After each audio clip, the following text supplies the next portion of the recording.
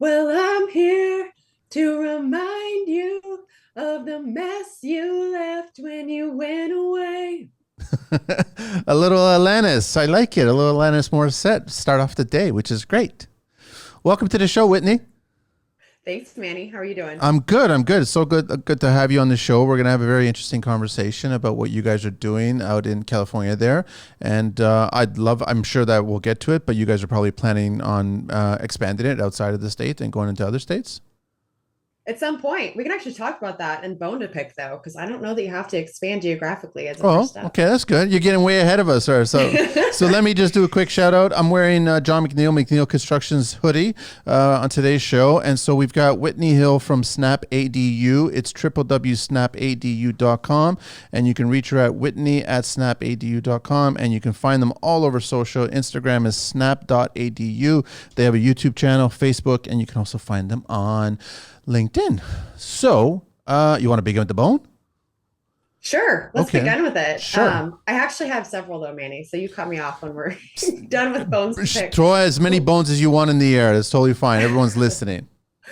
Let's talk about the geographic expansion because I get asked that all the time as a business owner. What's next for SnapADU? Where are you going to expand? Do you serve this area? And I think part of our success has been in being very specialized, both in what we do as far as the type of builds that we do, which is just detached new construction, and also where we do it, which is just Greater San Diego. By specializing in that way, we've been able to become the true experts in the 15 municipalities or so that we serve within San Diego. So we're actually planning for the next several years to continue to grow from that base. There's so much more runway here in San Diego while we're refining our processes and really figuring out exactly what it is that we would go expand with if we were to go to a different market. As you know, the subcontractors are so difficult to nail down anyway. Doing that in a different market would require a very organized playbook to figure out exactly how to get that off the ground. And we feel like we need some more time to refine that here locally first. So was it? I mean, before anybody kind of gets an idea, like we're talking about smaller dwellings, granny suites. I guess auxiliary kind of office space kind of things you can park on on your own property, different properties. But I mean, I guess what would be the maximum square footage and the minimum square footage that you guys are building? Sure. At a state level, you can build up to a 1,200 square foot ADU. Okay. There are actually a couple of cities that have gone larger. One in our area lets you build up to 1,500 square feet. And then, smallest we build is, 450 square feet or so, a very little one bedroom. The minimum size, though, for an ADU is 150 square feet. So some companies do, small additions or conversions of that size, but we're operating in the larger space. We really specialize in the detached new construction space, and we're most competitive when they're at least a two-bedroom unit of about 750 square feet or more. So, I mean, I only asked about the geographic side of things because once we're living in a digital age, so pretty much someone halfway around the world can find you guys and go, well, I want that, but you guys are in San Diego, so what's the next step? Or is someone going to copy that and do it on their country and their areas or whatever? But I guess it kind of makes sense. But you're totally right, that format, that model, you guys have perfected it. In, I mean, you've been around for how long now? Just under 2 years, or no, almost 3 years now. Going on three as Three. SnapADU, and my business partner who runs our production side was operating as more construction for about a decade. So we pivoted the core of his business to become SnapADU. Got it. So you guys have I guess I would say it's a well-oiled machine right now, because in 1 year you We're guys getting have, there. yeah, you get totally getting there. I mean, I'm very impressed with what you guys are building, but in 1 year you guys are pulling off 60 units in 1 year. So I Yes. guess you've got the crews, the planning, the design, the whole structure. It's all kind of, it's really the clients reach out to you, you start the ball rolling from what they're liking, how big they want to build, the finishing, all that other stuff, and then it just goes. It's a green light at that point. Exactly. And we found over time that by bringing design and permitting in-house also, we didn't start that way. We started out just building from plans and or working with architects. We found though that by having all that in-house, we're able to feedback our learnings much more quickly and reliably. So now our plan sets are just crystal clear. We have all of the, watch outs accounted for in there. We're learning from every build we do so that we don't make the same mistakes twice. And at this point, when we do try to bid out plans, we'll do once in a blue moon. It's difficult because it's not to our standards, and our team isn't set up to accommodate that. So exactly like you're saying, once the client walks in the door, we have this conveyor belt. We know exactly what that process is like to get them through the design, permit, and build process. So what are clients asking for? Or what is the magic number? I know that you've given us a range of different sizes that you're building, but what exactly are they asking for? What's the market looking for by you guys? Sure. There's probably two main types of clients. The ones that want to build an ADU for a family member, whether that's an adult child who can't afford the housing market out here, or maybe an aging parent who's ready to downsize and also wants to be close by for grandchildren, that sort of thing. The other type of person building an ADU might be an investor. And whether that's, someone who already has a small portfolio of single and multifamily properties, or someone who's just starting to think about this for the first time, and their very first rental property is going to be on their own existing single family home lot. So it's really investors or homeowners we're looking at. And what they're looking for is typically to get the most bang for their buck. They're going to do this once in a lot of the cases with the family. And so they're looking to have a great solution that's going to grow with their needs over time. Maybe they're going to originally build it for mom, but they know within 10 years that's going to transition to a rental. So a lot of times they're building them with a couple of ideas in mind, or maybe the inverse. They're going to rent it until mom's ready to come move, and they're almost trying to lure her. If you build it, they will come, sort of a thing. So a lot of times we are designing these with both use cases in mind. And then for the investor side, a lot of times they're trying to get the smallest unit they can with still having 2 bedrooms, or the smallest unit they can with 3 bedrooms. So trying to hit some kind of a metric that they know will work with the rest of their portfolio and in that geography. I mean, Whitney, I'm very impressed that you guys have grown so quickly in such a short amount of time, but the qualities behind there, but also the ideas behind there. This is basically going to be the future. I mean, I don't see, and I've had lots of real estate agents on the show, and we've spoken to some government people as well too. I don't see this need for housing dropping anytime soon dramatically price wise. So all people can really afford are these kinds of structures, or splitting. That's what we have going on here as well too. We've got a lot of splitting. You're turning single family dwellings into triplexes because of these reasons, where you can live on one floor, rent out the other floors, make some income, and survive. So I can only imagine in the next 10 years that this is going to be such a norm. Like, it's just going to explode all over the place. We completely agree with you. And of course, we're most versed in what's happening here in California.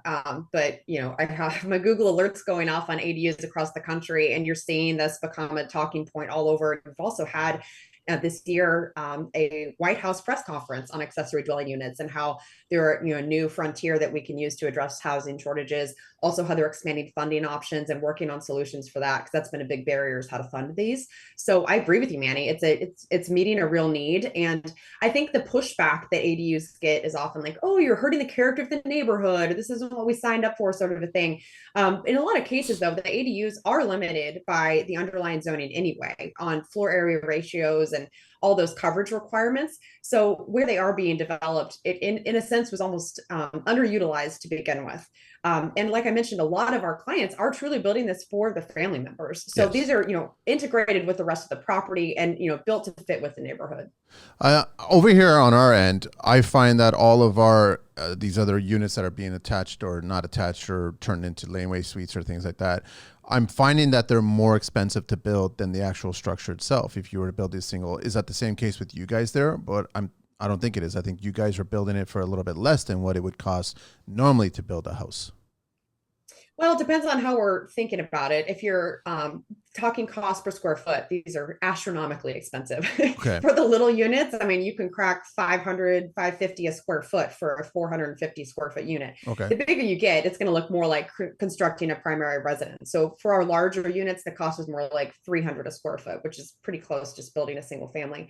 What really makes the difference, like, could be two things. As far as driving up the cost for the ADUs, you're spreading those high fixed costs across a much smaller footprint. So you're still having to do the same set of plans, Site work is pretty similar.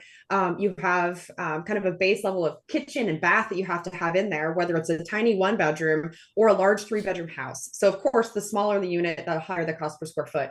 On the flip side, what's helpful is that a lot of the fees have been waived for an ADU. So you were talking about lot splits being Yeah. something that's happening in Toronto. People are starting to think about that here as well. We had a piece of legislation passed called SB9 that allows folks to ministerially split their lots here as well. So a lot of people are weighing that option of splitting their lot and building another primary residence versus just building an ADU.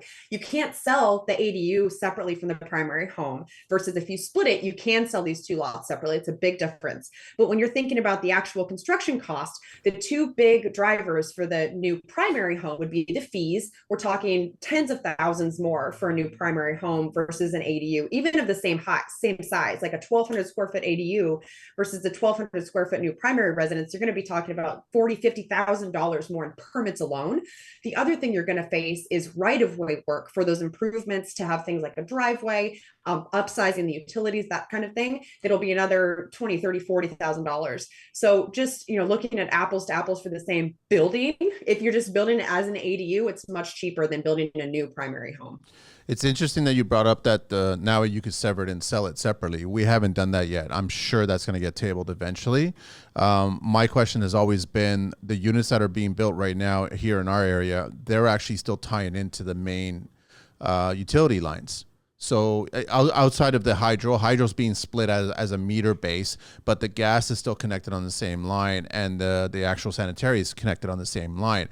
Are you guys already severing those utilities as well too because of that resale factor that they just passed recently? The resale factor only comes in for the lot splits. So Okay. we aren't actually doing that kind of work. We're just doing the ADUs that you can attach behind the curb like you're describing. Sometimes we'll come across, a massively undersized water line that will have to be upsized. But in most cases, we're able to tie into the existing lateral. Okay. All right. I was just curious about that because I totally see this being massive. This is going to be the wave of the future. Everyone's going to be looking at these as options. I hope that a lot of great builders get on board like yourselves, where we continue building well. We build really well, so then we don't start, cutting all these corners just to get these units out there, and then things start to fall apart after a decade or two. And then what happens? It just starts to become a nightmare at that point. That's exactly it. And we see ourselves as a production builder focused on infill development. The sites are constrained and we're having to deal with different site work each time, but the rest of what we're doing is pretty similar to what a tract home builder would do. Yeah. We have a bunch of standard plans you can pick from, you can modify them, but we try to give people those options to get to build faster. And then we're replicating the same construction process over and over again versus like you're mentioning, folks that aren't specialized in ADUs have not been able to build that kind of repeatable process.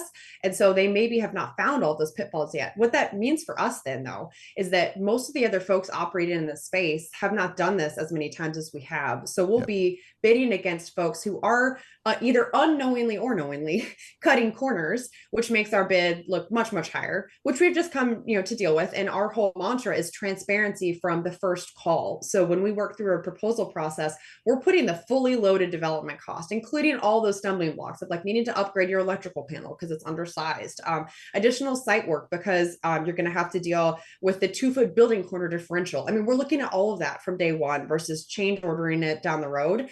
The other thing we're finding is that even within the cities, we're finding that we know the building code in and out at a more consistent level than the plan checkers might. And this is mainly because of staffing shortages in the cities.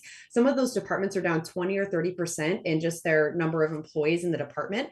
We're seeing huge queue times on plans, but we're also seeing things come out inconsistently. So we're seeing plans approved, again, back to the ones that we haven't done, right? I'll see plans come through from another architect that have glaringly obvious problems that we know will be caught by the inspector. The plan checker didn't catch it and they have a stamped set of plans. So now we're faced with telling this client, we know you have this approval from the city, but believe us, this is going to get caught in inspection. So that's a high hurdle. It's a lot of trust with your clients, right? So we're dealing with that a lot where, again, if you specialize, you're seeing these same problems over and over again. And even in the cases of the city, sometimes we're knowing more what it's going to look like than even perhaps that younger plan checker did. It's great. I want to shift gears a little bit to marketing because I know that Sure. this must have been a little bit of a challenge. And I'm very respectful of a lot of tradespeople and business owners in the construction industry that took a chance on something new when COVID hit, Yes. right? And that's exactly what Yes. you guys did. Outside of, the factor of people couldn't really afford a single family dwelling, you guys came in with a different apple, so to speak. How did you guys approach that marketing to kind of sell to the market? hmm well, for starters, so my partner, Mike Moore, was already trying to specialize in accessory dwelling units. So kudos to him because he was a mom and pop style operation with about six guys.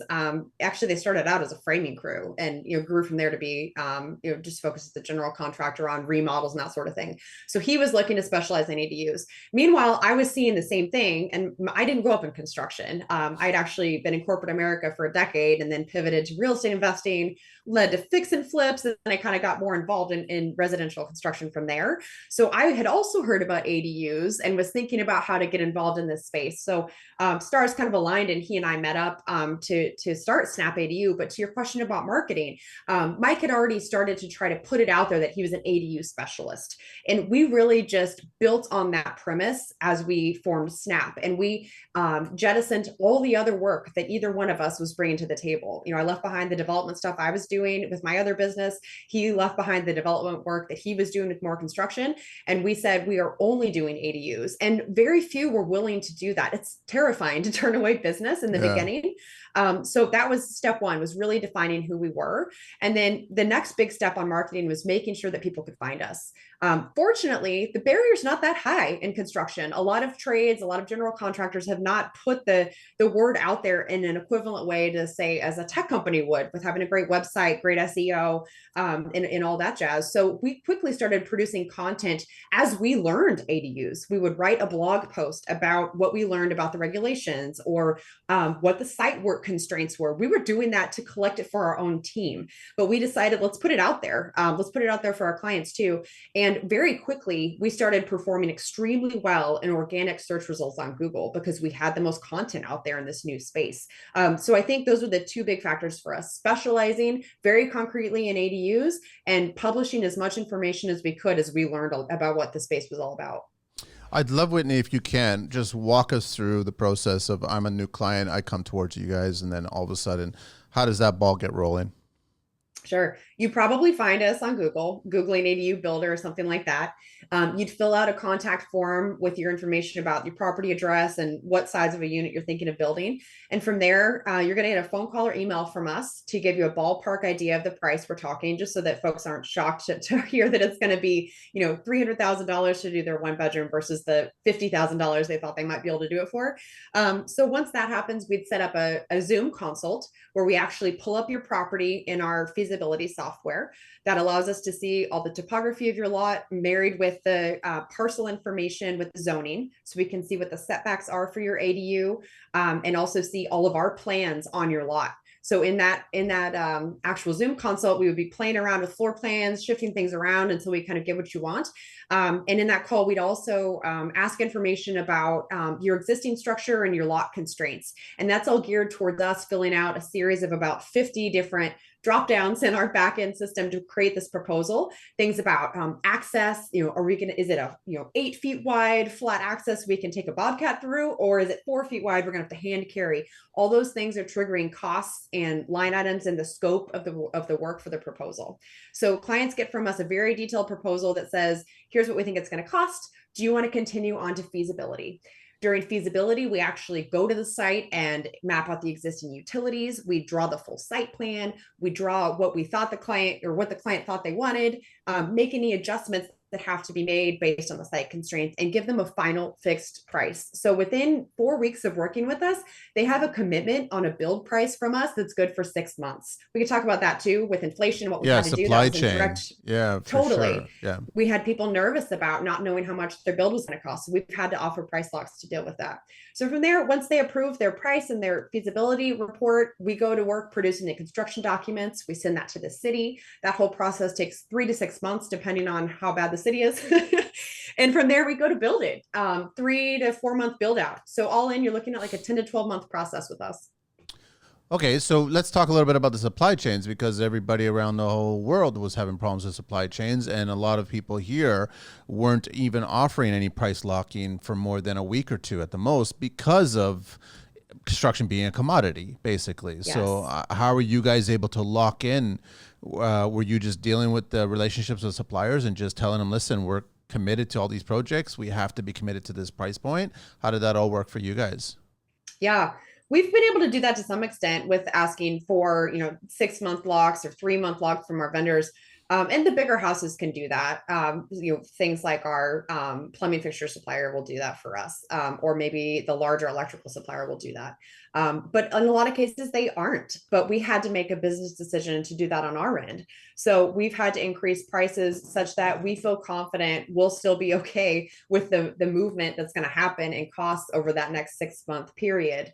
And also account for things like, we expect the variances to be this number. We expect the warranty cost to be that number. So we have all of that baked into whatever number we're committing to up front. So how have we been able to do that? It's really just been about getting clear on exactly what our costs are, buttoning up our estimation process, buttoning up our feedback loops in our project management software so we can closely track the job costs and variances of the different trades. But honestly, Manny, rather than like us pressuring our suppliers for the lock, it's been more about us kind of feeling confident in what we think the movement will be and pricing accordingly so that we can offer the price lock ourselves.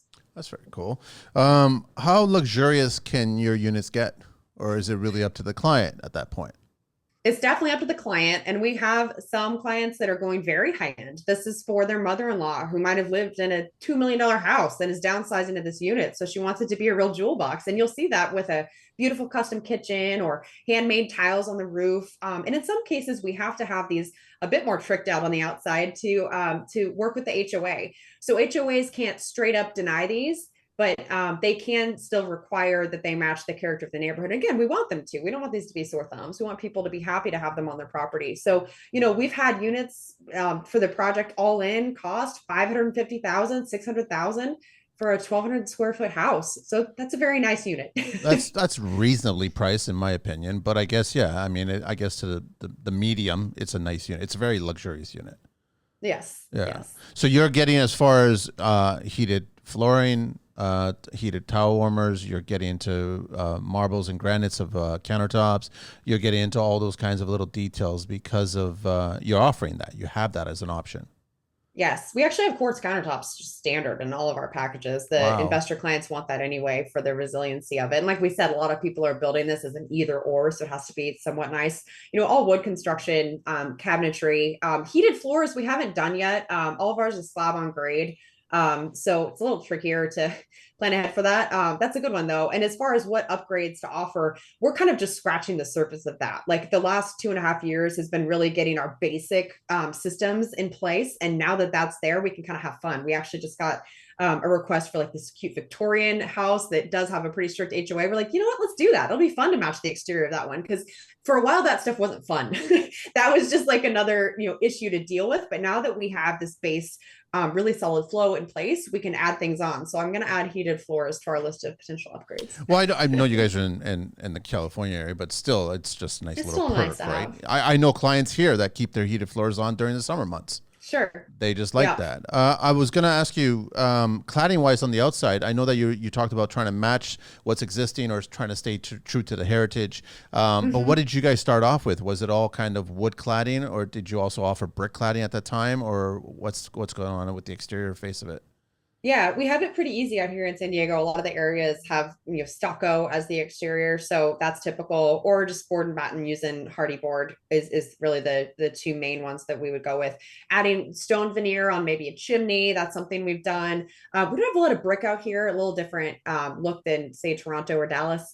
But I would say that higher end stucco is something that people are asking for too, like a Santa Barbara finer finish. To kind of match the look of their primary home. Yep. And as we're finding ourselves building these larger units, we're having to accommodate more on the exteriors because it does mean that we're in some nicer neighborhoods. So we're starting to figure out how to best accommodate those higher end finishes.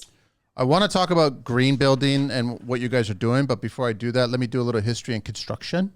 I actually didn't know this. Angelina was kind enough to find this out. The difference between apartments and condos. I just assume that they're very similar, but they're not very similar. They're different. Apartments are owned by a leasing company that leases out the units, average of $700 cheaper. This is as of 2017. You have parking, gym, and sometimes some amenities like a pool. Older is less attractive locations, owned by a professional organization, very predictable. Expenses go through their insurance. Condos owned by separate owners who may rent out units, parking, gym, pool, all kinds of amenities. Newer located downtown or near large transport hubs, owner by an individual who may be overprotective, unpredictable, may suddenly choose to sell the property, reserve fund, insurance may not cover expenses. So that's the basic difference between, I guess, if you got an apartment, you don't own it, you got a condo, you can own it and Airbnb it and stuff. Whitney, I want to ask you, so are you getting clients asking you guys to be green? I mean, creating smaller dwellings, first of all, is a step in the right direction of building green. I think people, for the most part, build way too much, like too big of a dwelling, way too big for the homes that we, or for the families that we do have. So I love that you guys are tackling this smaller kind of units. Are the clients asking for this, for that green kind of, I feel good that we're helping out things? It's funny. In California, the state has made sure that the baseline is already pretty green. So, along with all those California requirements, these are already very efficient units. We also have to have solar installed on every new construction project out in California. So, those are already some like baselines that are in place. We do sometimes have people coming to us asking for some kind of more intense green features. Quick sidebar though, my partner Mike actually started out as a company called Responsible Construction, and his whole purpose was to be a green builder. He was fresh out of college, like had this vision that he was going to really into that green space, and what he found was that people weren't willing to pay for it. He couldn't make the money on it because they just weren't willing to pay what it would actually cost to add all of those features. And I think I still see echoes of that. Like the folks who do come to us asking about like, oh, can we do this, that, and the other? Can I recycle the water? Can I do, something innovative? A lot of times those projects don't happen, at least not with us, because a lot of times they require much more planning and you're thinking through all the intricacies of how that would work. And we just don't build a lot like that. But that said, these are small units, so we're not dealing with the whole overbuilding like you mentioned. Like these are right sized. It's not an extravagant amount of space. It has to be well planned out. So from that perspective, I'd say these are greener than your average type of a build, but nothing crazy out of our way beyond the building code. So I understand that California is such a strict state to build in for a variety of reasons that they've implemented certain things. But I've also heard from other contractors speaking to them on the show or off the show. It is sometimes very difficult to run a business and be profitable with a lot of the restrictions in California. Are you guys feeling that same way?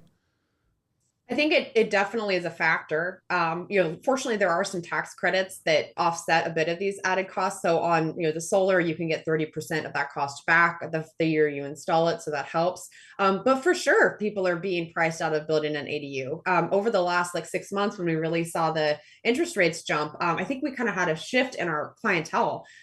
There were still a lot of folks who were trying to just piece together financing to get enough money to build that $300,000 kind of entry level size. And those people have just sort of, put their projects on pause. A lot of investors who were just bootstrapping the money together and, had their lenders, like those sources are not viable. The numbers don't pencil anymore. So I think for sure we've seen a bit of a transition. So now the folks who are building with us are comfortable doing it with cash. Maybe they sold an asset, maybe mom sold her house. So most of our deals don't have financing right now. So that probably does mean that a lot of pent up demand is sitting there waiting for financing to get better again so they can hop back in. Now, I love that you guys have a lot of employees. Like, how many employees do you have going on right now? We have 16 W-2 employees and Okay. an army of independent contractors. Got it. That's what I figured, right? So how do you guys keep that machine going? You have the workforce, so it's really about you're preparing for all of these demands coming in. Yes, that's been the trickiest part of growing from small to kind of medium-sized business is growing your staff accordingly when it is still a relatively low number of builds a year. I mean, 60 is a lot, but it's not 600 where I would know I have to have this massive workforce. So just getting our heads of each department in place was a huge hurdle for us over the last 18 months, because once at least you have that first employee in each department ready to go, then you can start structuring out, well, what would it look like underneath them? Who do they need to have supporting them? And then in some cases, we'll have independent contractor labor supporting them until there's enough of a business case to bring that in house. We've actually had a lot of luck transitioning independent contractors that we might find on Upwork or other methods to then giving them a full-time job offer. So when possible, we try to almost have a proof of concept with having a 1099 type person before we pull the trigger and bring them in house.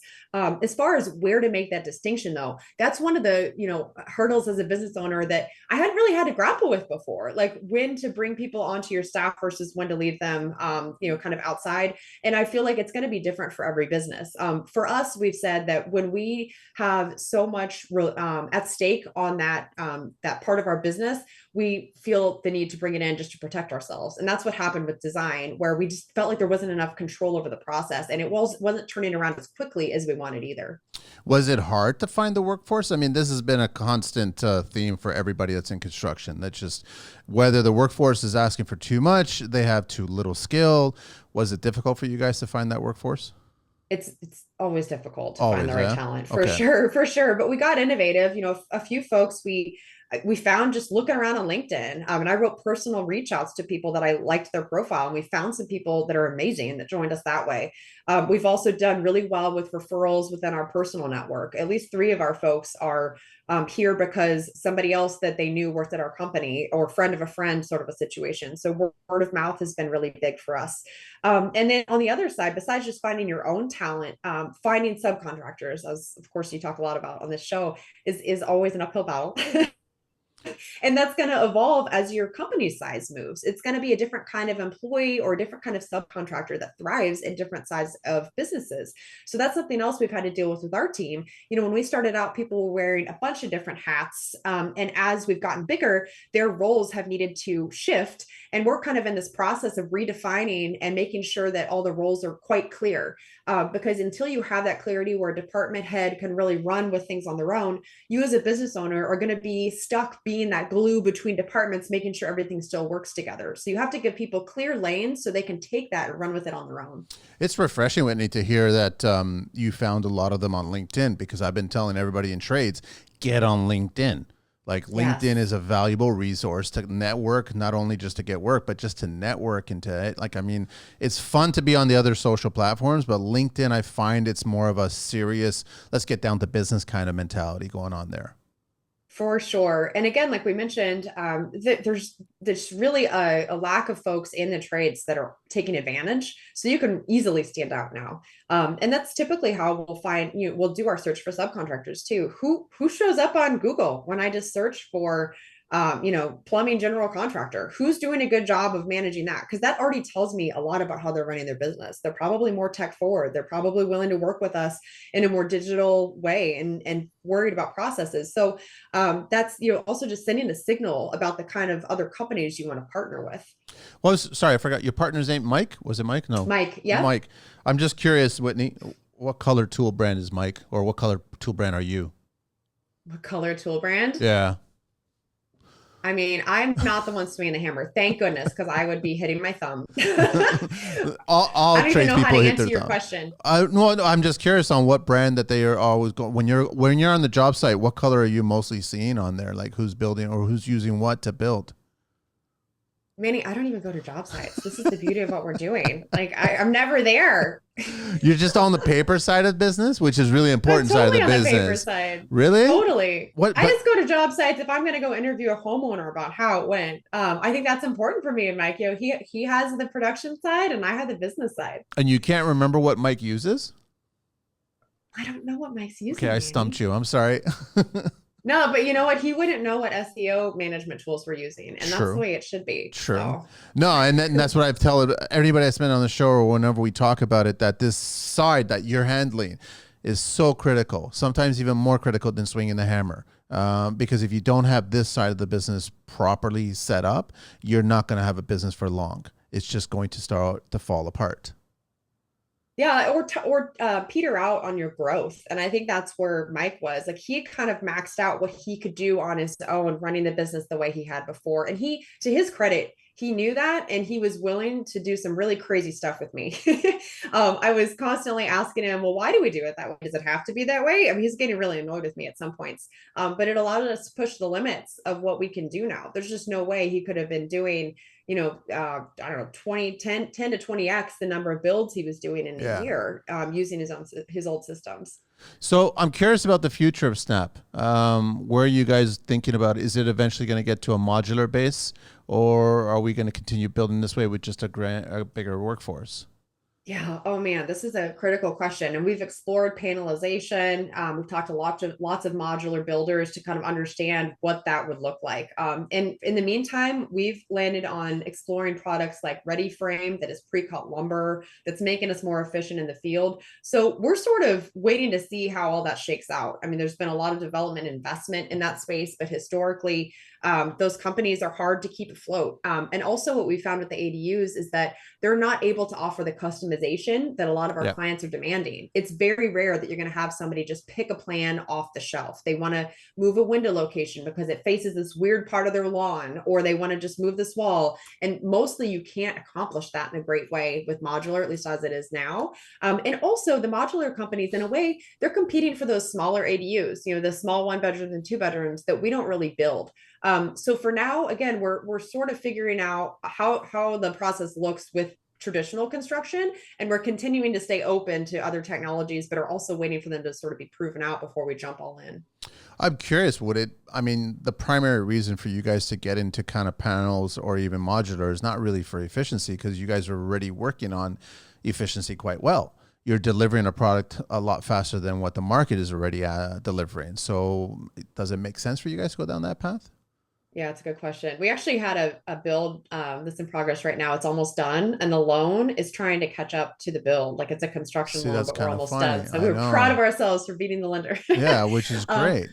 Yeah, but people are looking for less construction time on their lot, and that's definitely something that modular companies can offer, where they do reduce the time in the field. I mean, they're building it in the factory, and you're paying the deposit up front, so the whole payment structure looks very different. A lot of clients don't love that, but you're right. We're kind of at this weird space where it's just short enough on the build time that people are still willing to work with it. But we know that at some point it's not going to be efficient to bring your crews to each location. Like, we can just see that, and so we're experimenting with some other models now, like almost running our own builds, more like a production environment in the field. So we have a project manager who's just going to be doing our site work across all of our jobs, a project manager who's just doing the shell across all of our jobs, and another project manager who's just doing the finished work. This is new for us, like the last 3 months. And so before that, we would have project managers based on geography, right? And you'd run the whole build. Yep. But what we were finding is that we were tearing our subcontractors in multiple directions. We had 3 PMs competing for the plumbing contractor.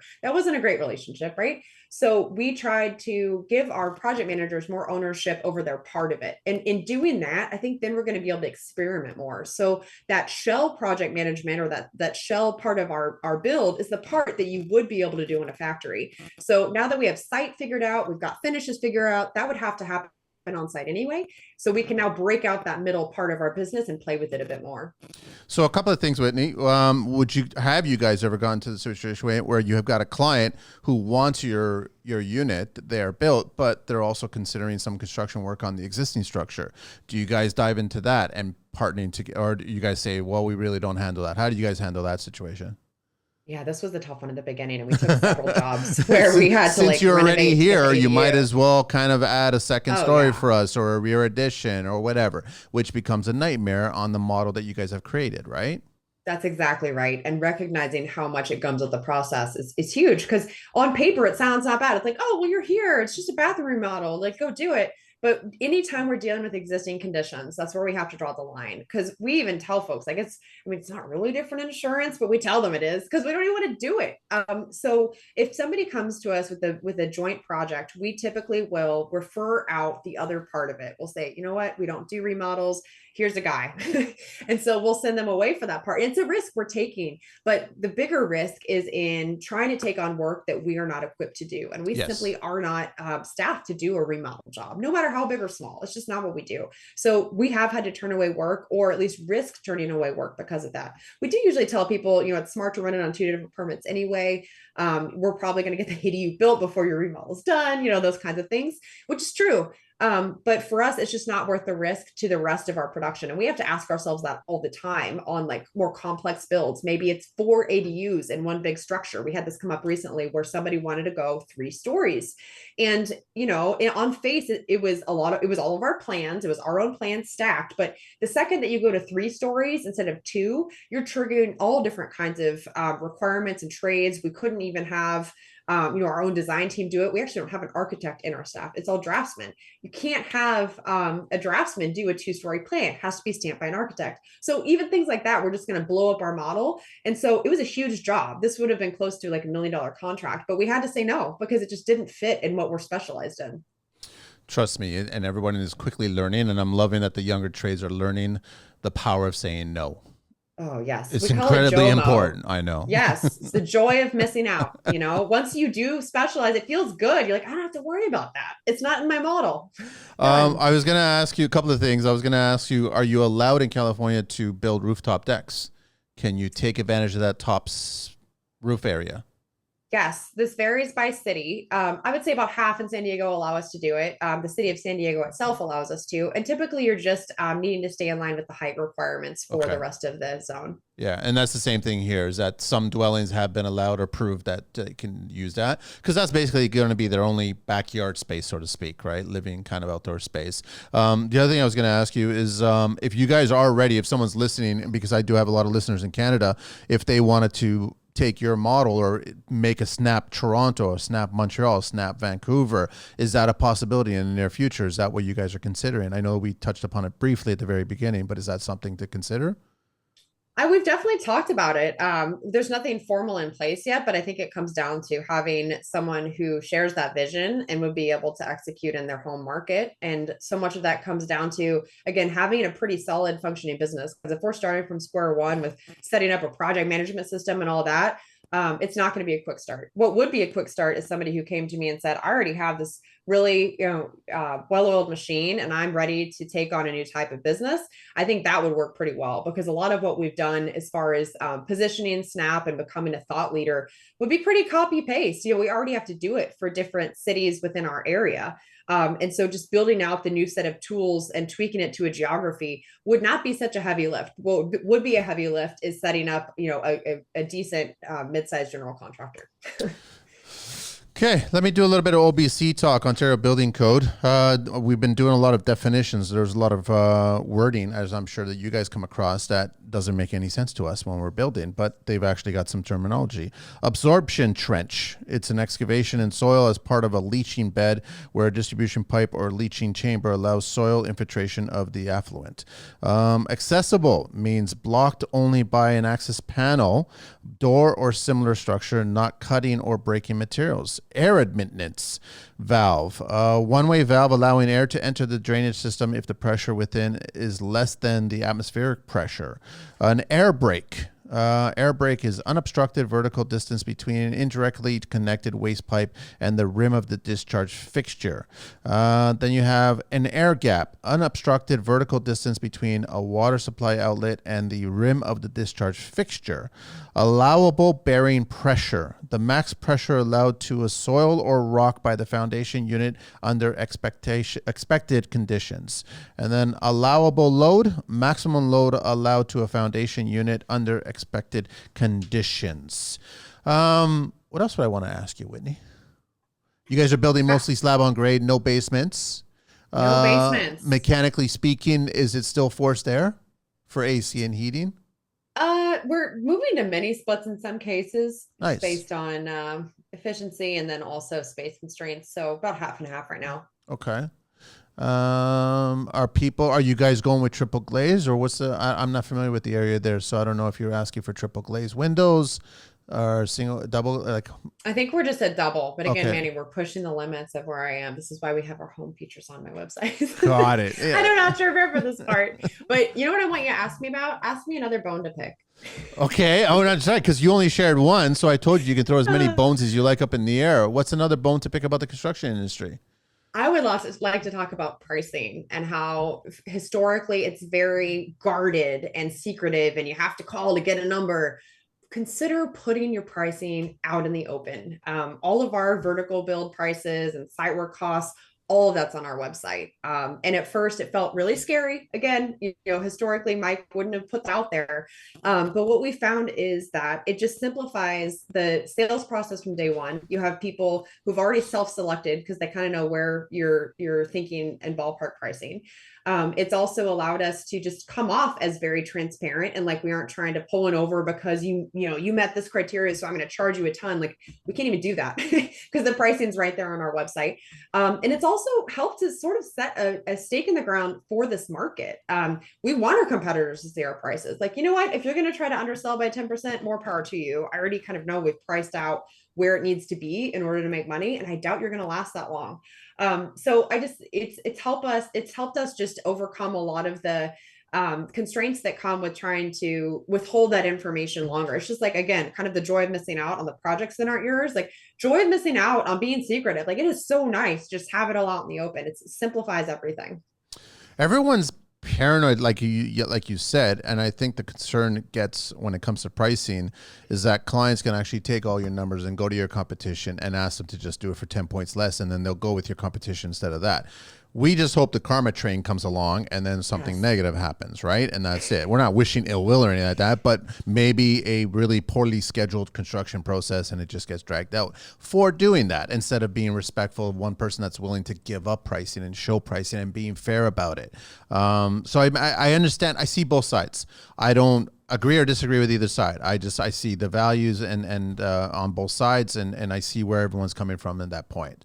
I think it goes back to just vetting your clients, because I'm still sure that you guys do that. You got to kind of interview your clients and see what they want and see if they're even in this landscape, so to speak. Maybe they're not ready. Maybe they're 6 months away. Maybe they're 12 months away. I don't know. We don't know. So it's still nice to have that conversation to get a sense of who the client really is. Not the client that presents themselves because they're basically coming up at like Tinder or something like that. They're putting their best foot forward. They want to look proper. They want to possibly, we're going to have a child. We're going to get married. We're going to do this. We're going to do all these things, right? But let's talk about you guys right now. That's what I'm trying to get at. So I think it's very important for yourselves and for any tradespeople in the business, building a business, just ask as many questions as possible and look for that gut feeling. That's all it is. And then go from there. Absolutely. I actually love your Tinder profile analogy. We're going to start using that. Right. That's what their Tinder profile said, but what are they going to be like in real life? Everyone has a facade, right? Everyone, yeah. like they come in and just saying this and saying that. And then everybody wants the Pinterest in house. They want the bells and whistles, right? But nobody's actually educated them on what it costs. You guys are probably one of the small percentage, maybe 10, 15% of the market out there that actually goes, you want this, it costs this, right? So then just kind of accept that number. Don't tell me that number's incorrect. I'm the professional telling you that's the correct professional supply chain number. Yes. And also to your point, Manny, of like screening your clients in that transparency of the pricing, you're going to have, again, clients self-selecting. If you're getting somebody who does want to get the bare bones price, nickel and dime everything, you might not want to work with them anyway. So it's not such a bad thing for that person to perhaps look elsewhere. So I think what it ends up getting us is the people who do value the predictability that we're going to offer. They maybe aren't looking for just the cheapest. They want this mix of value, which might mean a slightly higher price, better process, faster, higher quality. So it's helping you in that screening process that you're talking about. I haven't been on the website. Actually, I haven't. I've been on the website, but I have been on your website in detail regarding. I haven't gone through the process of actually putting an order in. But I'm curious about when you break down your pricing model. I've done it with my own scope and other people that I know of in the industry. We kind of treat it as 13 different key milestones in the construction process. And that's where the pricing model goes. We've never gone to the detail of literally line by line of every single cost factor, because that's just going to, one, confuse the client dramatically, and then possibly plant some ignorant seed in their head that they can find somebody else that could get better nails which doesn't make any sense at that point. So how detailed do you guys get in the pricing model? Fantastic question. We end up showing them vertical construction for the unit itself as a single number for exactly the reason you're talking about. If I start showing them stucco and framing and foundation and all that, it's going to open up a bunch of questions. And they might have a guy who could do that little part cheaper, and I don't want to start down that path. So you're totally right. Parts of it we do choose to keep at a high level.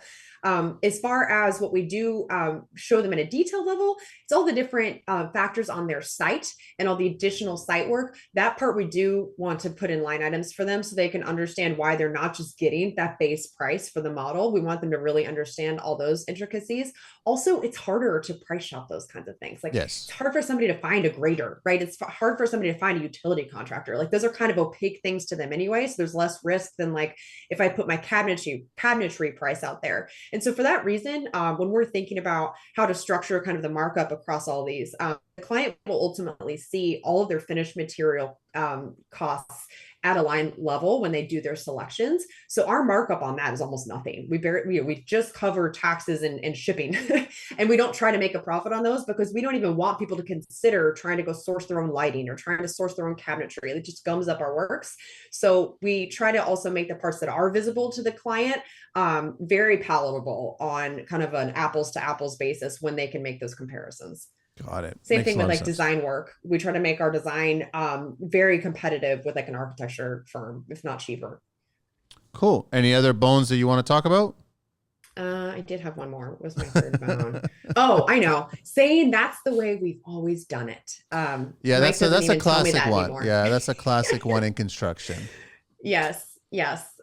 So Mike has gotten used to just never saying that. In fact, he asks now, why do we have to do it that way? So I see that's a huge win for us. I think it's just time that the industry starts evolving and starts learning new tricks, and that's it. Just move on. Yes, Start trying new ideas. That's it. for sure. Cool. Let me do a little bit of green book. This one's actually a test. See if you get Oh these no. ones.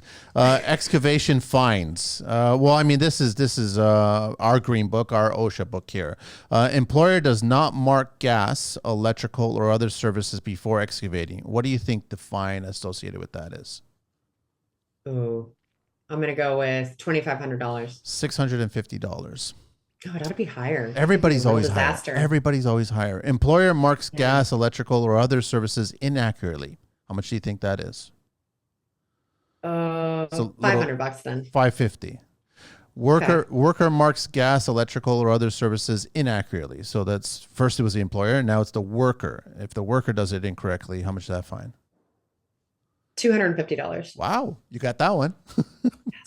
Now they're calibrated. Constructor fails to take precautions to prevent damage to the adjacent structures. What do you think the damage is for that? $5,000. $550. That would be higher too. Worker affects excavation wall stability with machine. What do you think that fine is? $550. $250. Constructor does not keep support system design drawings at project.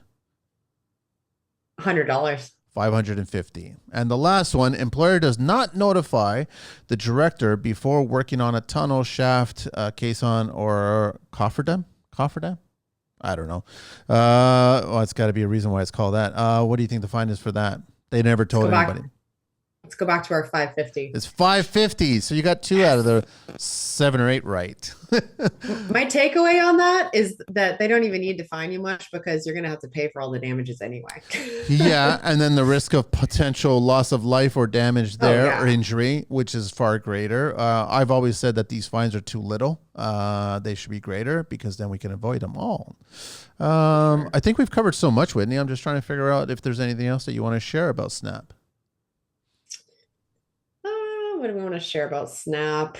I love the green. Maybe, The green oh, pillows. thanks. Yeah, we went all in on the green. That was actually Mike's color before, but now it's like all I buy in my personal wardrobe as well.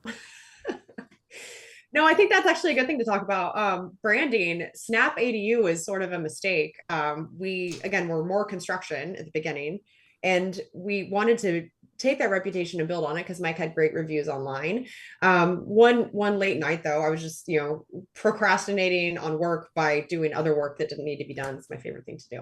So I was thinking about names, and we were contemplating a bunch of different things. And SnapADU came to the forefront because one, it was so obvious what we did, right? ADUs is in our name, so we already would indicate that to folks. But from an SEO perspective, back to the Google searching, having your niche name in your company name is hugely advantaged.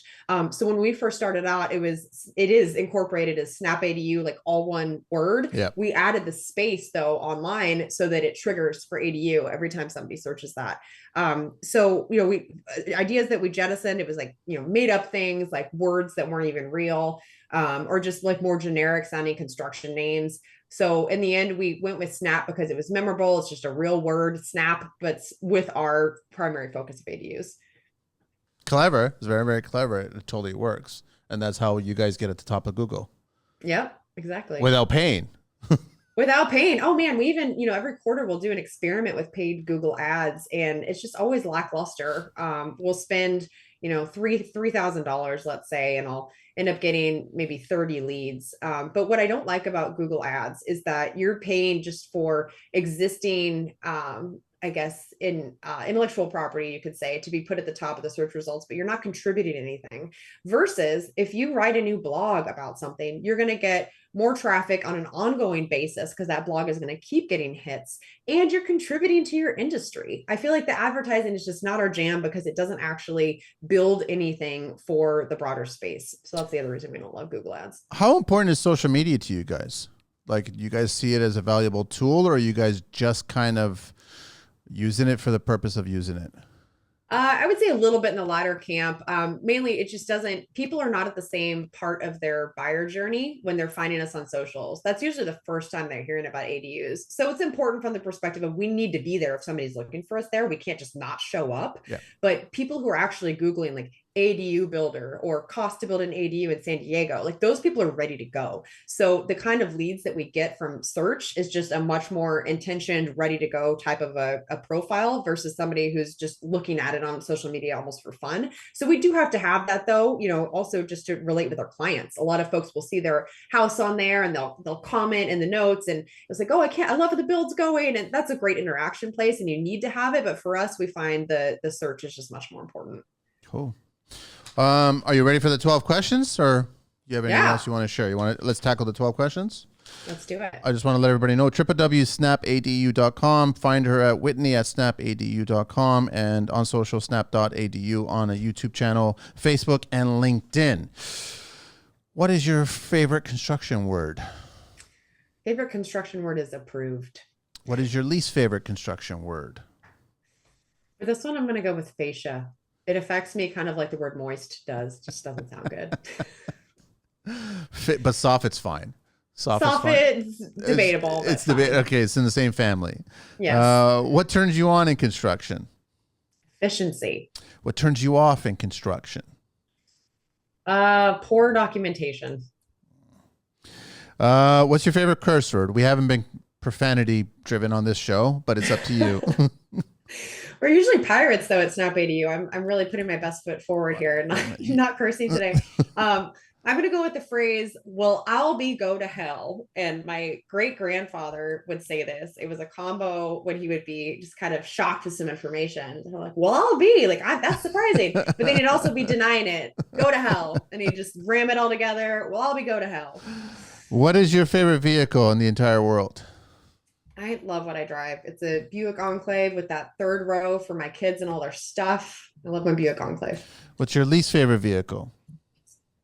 I'm going to go with Teslas. I think they're more of a vanity play than anything else. There's a lot of hate for the EVs lately on this show. I don't mind that they're EVs. I mind that people think they need to have them to be in the cool club. Oh, okay. It's that world. Is it the 80s with VW? Is that what it is or something? I bet it is. Or Volvo? Was it Volvo in the 80s? I can't remember. What construction sound or noise do you love? I love the sound of sawing. It's very rhythmic and soothing. What construction sound or noise do you hate? The sound of anything breaking, like glass shattering, never good. What profession other than your own would you like to attempt one day? I get to try this sometimes. Video editing. It's so fun to me to stitch together a story and with visuals and audio makes the whole movement. I love it. What profession would you not like to do? Accounting. Well, I'm you're on the very paper grateful. side of the business. I know, but finance is just I don't know. It's a It's different not world. tangible enough for me. I like the business itself, the Got it. numbers part of the accounting is just not my jam. Last question. If heaven exists, what would you like to hear God say when you arrive at the pearly gates? I would like for God to say, "You're not going to believe this, but Just but. That's all it is. Leave it yeah, at there's going to but. be something salacious coming after that."